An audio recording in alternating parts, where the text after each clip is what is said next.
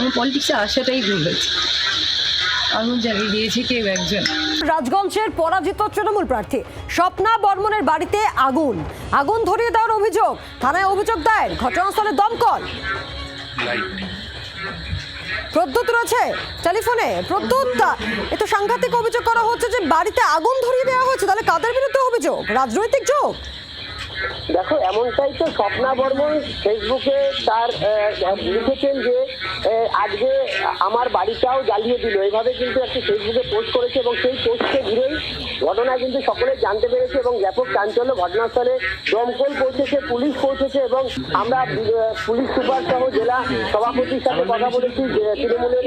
তাদের বক্তব্য স্বপ্নার এই সভাপতি, জেলা সভাপতিকে স্বপ্না জানিয়েছিল এবং সেই মোতাবেক এসপিকেও ফোন করা হয়েছিল। পুলিশ সুপার বলেছেন আমরা তদন্ত করবো, যদি অভিযোগ পাই সেভাবে আমরা দেখবো। তবে একটি ছোট্ট পুরোনো বাড়ি, স্বপ্না যেই বাড়িতে থাকে বর্তমানে, কিন্তু সেই বাড়িতে কিন্তু আগুন লাগেনি। এটা পুরোনো একটা বাড়িতে, যে আগে যেই বাড়িতে থাকতো পাশেই বাড়ি, সেখানে একটি পরিত্যক্ত ঘরের মধ্যে কিছু জ্বালানি ছিল এবং কিছু কাগজপত্র। পুলিশ কি বলছে এবং পুরো বিষয়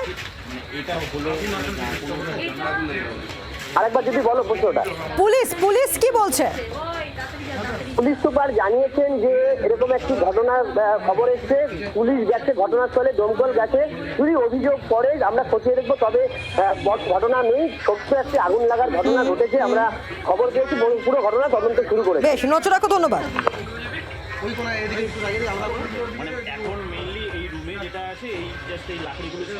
আমার পলিটিক্সে আসাটাই ভুল হয়েছে।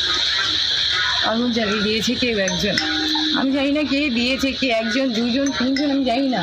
কেউ একজন বড়দাদাকে বললো যে ওই মানে দাদাকে সুবল বলে, মানে আবার ওই বলছে যে আমাকে কেউ একজন বললো, মানে আমরা তো ওই বাড়িতেই থাকি, পুরো বাড়িতে, মানে নতুন বাড়িতে। তো এই বাড়িতে আমার ছোটদা থাকে, পুরো বাড়িতে ছোটদা থাকে। আর ছোটদা মানে যবে থেকে ছোটদাকে ধুমকি দেওয়া হয়েছে তোকে মার্ডার করা হবে, তো ছোটদা কাউন্টিংয়ের পর থেকে ও বেরোয় না, আমাদের বাড়িতেই থাকে। ছোটদা বড়দা দুজনকেই ধুমকি দিচ্ছে, আর আমাকে তো বলছে যে তুই দাঁড়া, তুই শুধু অপেক্ষা কর, সময় অপেক্ষা কর, তোর মুখ চিপে গ্যাংরেপ করবো। ছোট ছোট বাচ্চা ছেলেগুলো।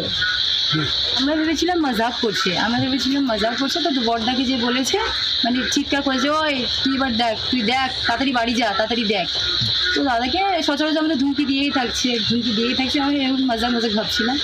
তো দাদা বলে চল তো যাই, আমি বলছি চল যাই, এবার দেখে আসি।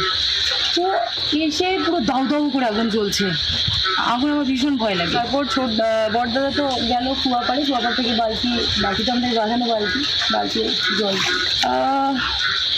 অ্যাকচুয়ালি আমার যেটা মনে হচ্ছে যে আমাকে না কেউ মেনে নিতে পারছে না। আমি যেহেতু অনেক গরিব পরিবার থেকে উঠে এসেছি, সেটাই হবে, তাছাড়া কিছু না। যেমন মানে দুদিন আগে যে মানুষটা স্বপ্নাদি তুমি জিতবে, তোমার সঙ্গে আছি, যেই মানুষগুলো আমার সঙ্গে ছিল, সেই মানুষগুলো রাতারাতি চেঞ্জ হয়ে গেল।